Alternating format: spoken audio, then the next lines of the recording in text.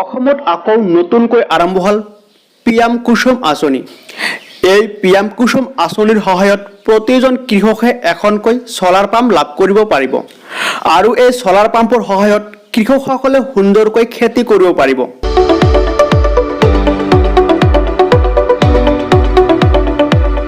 So আপুনি এটা solar পাম্পৰ বাবে কেনেকৈ আবেদন কৰিব মই আপোনাক এই ভিডিঅ'টোত A to Z দেখুৱাই দিম।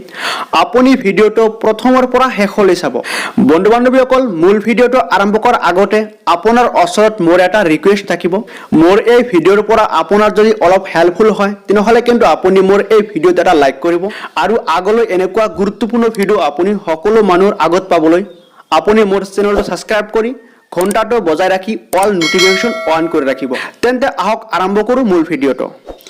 বন্ধু বান্ধৱীসকল, এই ভিডিঅ'ৰ ডিছক্ৰিপশ্যনত এটা লিংক দিয়া আছে। আপুনি সেই লিংকটোৰ ওপৰত ক্লিক কৰিলে আপোনাৰ সন্মুখত এই পেজটো আহিব। আপোনাৰ সন্মুখত এইফালে থাকিব, চাওক ৰদালি এপিডিচিএল। আপুনি লাহেকৈ তলফালে যাব। তলফালে অহাৰ পিছত আপুনি এইফালে চাব পিএম কুসুম স্কিম। আপুনি ইয়াত ক্লিক কৰিব। তাৰপিছত আপোনাৰ সন্মুখত এনেকুৱা এটা অপশ্যন আহিব। এফালে চাব ৰদালি এপিডিচিএল, তলফালে চাব কুসুম এপ্লিকেশ্যন অপশ্যন। আপুনি তলফালে যাব। এইফালে চাব লেণ্ড লিষ্ট, আপুনি ইয়াত ক্লিক কৰিব। তাৰপিছত আপোনাৰ সন্মুখত ফৰ্ম এ এনেকুৱাকৈ এটা অপশ্যন আহিব। এইফালে চাব ফৰ্ম এ। অ'কে, আপুনি লাহেকৈ তলফালে যাব। তলফালে অহাৰ পিছত আপুনি এইফালে চাব জেনেৰেল ইনফৰমেশ্যন। এই নম্বৰত আছে জেনেৰেল ইনফৰমেশ্যন। আপুনি তলফালে আহিব।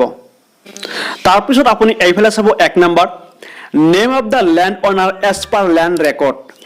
আপুনি যিখিনি মাটিত আপোনাৰ ছলাৰ পাম্পটো বহাব, আপুনি সেই মাটিটো যাৰ নামত আছে আপুনি তেওঁৰ নাম ইয়াত লিখিব। তাৰপিছত আপুনি 2 নম্বৰ অপশ্যনত আহিব। এইফালে চাব name of the legitimate legal heir of the land in case of demise of original অনাৰ।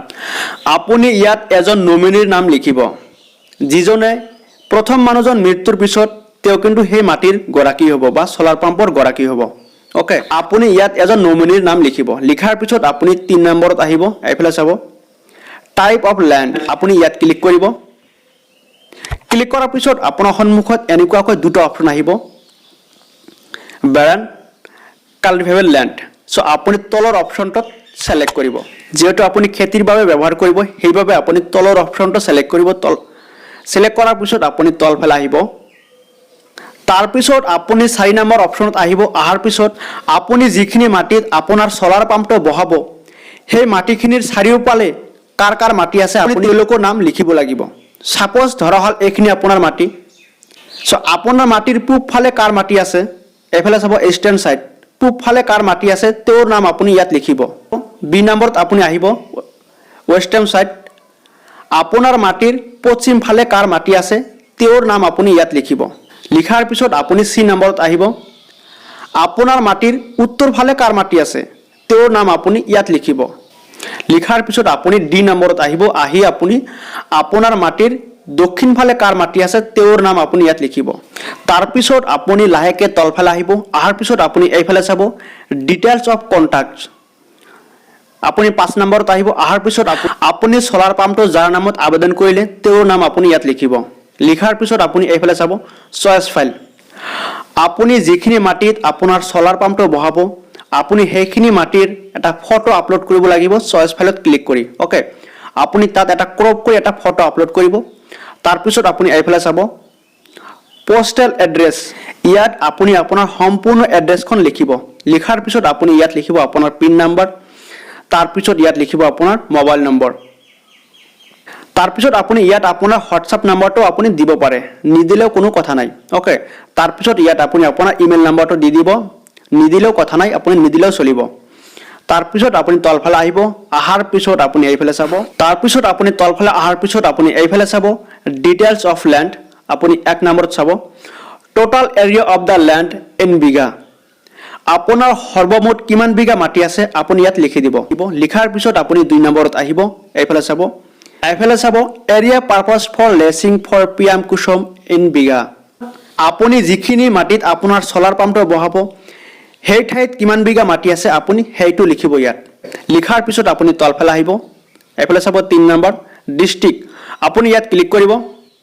ক্লিক কৰি আপুনি আপোনাৰ ডিষ্ট্ৰিক্টটো সিলেক্ট কৰিব ইয়াত ডিষ্ট্ৰিক্টৰ এটা লিষ্ট পাই যাব ইয়াৰ পৰা আপুনি আপোনাৰ ডিষ্ট্ৰিক্টটো লিখিব এফালে চাব ৰেভিনিউ সাৰ্কেল ইয়াত আপুনি আপোনাৰ ৰেভিনিউ সাৰ্কেলৰ নামটো আপুনি লিখি দিব ওকে লিখাৰ পিছত আপুনি এইফালে চাব 5 নম্বৰ ব্লক ইয়াত আপুনি আপোনাৰ ব্লকৰ নামটো লিখি দিব লিখাৰ পিছত আপুনি তলফালে আহিব এইফালে চাব 6 নম্বৰ পঞ্চায়ত ইয়াত আপুনি আপোনাৰ পঞ্চায়তৰ নাম লিখিব লিখাৰ পিছত আপুনি তলফালে আহিব আহাৰ পিছত আপুনি এইফালে চাব ভিলেজ ইয়াত আপুনি আপোনাৰ ভিলেজৰ নামটো লিখিব লিখাৰ পিছত আপুনি তলফালে চাব এইফালে চাব 3 নম্বৰ কনসাৰ্নেট এফিডিচিয়েল তাৰ পিছত আপুনি এইফালে চাব 1 নম্বৰ ইলেক্ট্ৰিকেল সাৰ্কেল আপুনি ইয়াত ক্লিক কৰিব ক্লিক কৰাৰ পিছত আপোনাৰ সন্মুখত এনেকুৱাকৈ এখন লিষ্ট আহি যাব ওকে সো ইয়াৰ পৰা আপুনি আপোনাৰ ওচৰত যিখন ইলেক্ট্ৰিকেল সাৰ্কেল আছে আপুনি হেইটো সিলেক্ট কৰিব তাৰ পিছত আপুনি এইফালে চাব 2 নম্বৰ কনসাৰ্নেট 33 কেবি বা 11 কেবি সাব ষ্টেচন সো ইয়াৰ পৰা আপুনি যেটো ৰাখিব বিচাৰে আপুনি হেইটো ৰাখিব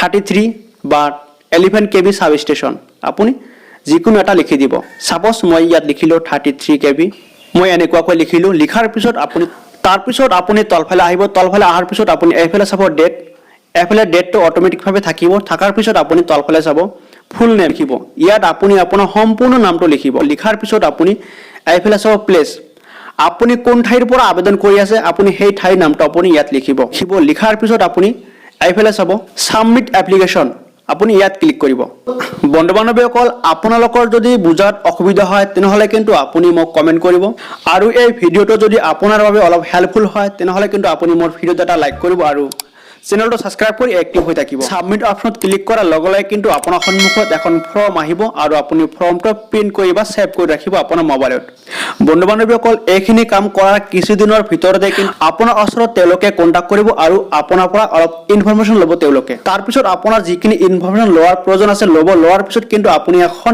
তেওঁলোকৰ পৰা চলা লাভ কৰিব সো এনেকুৱাকৈ আপুনি এখন চলা লাভ কৰিব পাৰিব আৰু আপুনি সুন্দৰকৈ খেতি কৰিব পাৰিব সো বন্ধু বান্ধৱীসকল এই ভিডিওটো আপোনাৰ বাবে কেনেকুৱা হৈছে আপুনি কিন্তু কমেন্ট কৰি জনাব যদি এই ভিডিওটো আপোনাৰ বাবে অলপ হেল্পফুল হয় তেনেহলে কিন্তু আপুনি মোৰ ভিডিওটো এটা লাইক কৰিব আৰু আগলৈ এনেকুৱা গুৰুত্বপূৰ্ণ ভিডিও পাবলৈ আপুনি মোৰ চেনেলটো সাবস্ক্ৰাইব কৰি অল নোটিফিকেশন অন কৰি ৰাখিব